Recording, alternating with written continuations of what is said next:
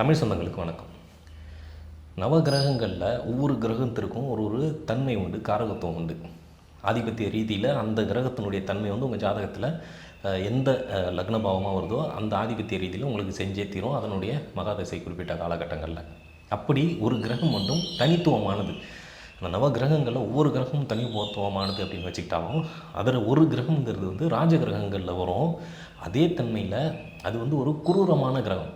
அதாவது ஆங்கிலத்தில் சொல்லணும்னா சைக்கோ கிரகம் அப்படின்னு சொல்லக்கூடிய ஒரு கிரகம் இருக்குது. அது உங்கள் ஜாதகத்தில் ஒரு நல்ல நிலையில் அமர்ந்துருச்சு அப்படின்னு சொன்னால் நீங்கள் சமூகத்தில் சுற்றத்தில் ஒரு நல்ல அந்தஸ்தோடு வாழ்ந்துடுவீங்க. அதே கிரகம் உங்களுக்கு மோசமான நிலையில் அமர்ந்துருச்சு அப்படின்னு சொன்னால் சமூக விரோதியாகவும் கொடுங்கோலன் அப்படின்னு சொல்ல முடியாது ஹிட்லர் அந்த மாதிரியான ஒரு தோற்றத்தை உங்களுக்கு இந்த சமூகத்தில் கொடுத்துரும். அப்படி என்ன அந்த சைக்கோ கிரகம் அப்படிங்கிறது என்ன அப்படிங்கிறதையும் அது உங்கள் ஜாதகத்தில் எந்த நிலையில் அமர்ந்திருக்கு அப்படிங்கிறதையும் இந்த வீடியோவில் ஒரு சில விளக்கங்களோடு பார்க்க போகிறோம். இப்போது சைக்கோ கிரகம் அப்படின்னு சொல்கிறது செவ்வாயாக சொல்லுவோம்.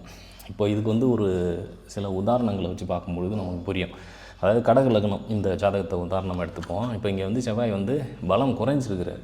அதாவது பலம் குறைந்த ஒரு குரூர கிரகம் அப்படின்னு எடுத்துக்கலாம். இப்போது இது எந்த மாதிரியான பலனை தரும் அப்படின்னு சொன்னால் புதன் சுக்கிரனோட சேர்ந்து இருக்கிறதுனால அந்த குரூரத்தன்மையை கொஞ்சம் குறைக்கும். அதாவது கொஞ்சம் சாஃப்டான சைக்கோ அப்படின்னு வச்சுக்கலாம். குரு பார்வை இருக்குது அப்படிங்கிறதுனால அதை பெருசாக வெளியில் காட்டிக்க மாட்டார். ஆனால் உள்ளுக்குள்ளே அந்த குணம் குரூர குணம் இருந்துக்கிட்டே இருக்கும். என்னென்னா நான் வச்சது தான் சட்டம், இந்த நேரத்தில் பண்ணணுன்னா இதை பண்ணியே ஆகணும் இப்படிங்கிற மாதிரியான விஷயத்தை கொடுக்கக்கூடியது. கிட்டத்தட்ட இது ஒரு மிலிட்ரி ஆஃபீஸர். அது மிலிட்ரிக்கு வேணால் ஓகே, ஆனால் எல்லாருடைய வாழ்க்கையிலையும் அது கூடவே இருக்குது அப்படின்னு சொன்னால் அது எப்படிப்பட்ட ஒரு இனிமையான தருணம் அப்படிங்கிறது உங்களுக்கு புரிஞ்சிருக்கும். இப்போது இதேமாரி இன்னொரு ஜாதகத்தை உதாரணமாக எடுத்துப்போம். இப்போ இந்த இடத்துல லக்னத்தில் செவ்வாய் இதே மாதிரி கிரக பார்வை எதுவுமே பெறல, தனியாகவும் இருக்கிறாரு. இப்போ இங்கே கொஞ்சம் உக்கிரமாகவே இருக்கும். அதாவது எப்படி சொல்கிறது, காரணமே இல்லாத கோவப்படுறது, காரணமே இல்லாத தண்டிக்கிறது, இந்த மாதிரியான விஷயங்கள்லாம் இந்த ஜாதகத்தில் அதிகமாக இருக்கும். அதாவது கடக லக்னத்திலே செவ்வாய் பலம் இழந்து அமர்ந்தாலும். அடுத்தது பார்க்கும்பொழுது இப்போ இந்த மாதிரி பார்த்துப்போம். இப்போ இங்கே லக்னம் அப்படின்னு சொல்லி பார்க்கும்பொழுது துலாம் லக்னத்துக்கு 7ஆம் இடத்துல செவ்வாய். இப்போ இது எந்த மாதிரியான பலனை தரும்? தனியாக தானே இருக்கார், ஆட்சி பெற்ற நிலையில் தானே இருக்கார் அப்படின்னு சொன்னால் இங்கே குரு சுக்கிரனுடைய பார்வை வாங்குறாரு, அதே போல் சனியினுடைய 10வது பார்வையும் வாங்குறாரு.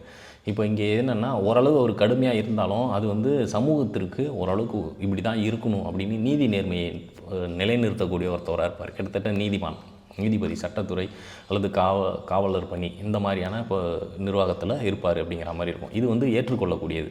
அந்த குற்றவாளிக்கு எதிராக நம்ம குரூரத்தனத்தை காட்டி தான் ஆகணும். அப்போ இந்த இடத்துல இது சிறப்பானது அப்படின்னு சொல்லலாம்.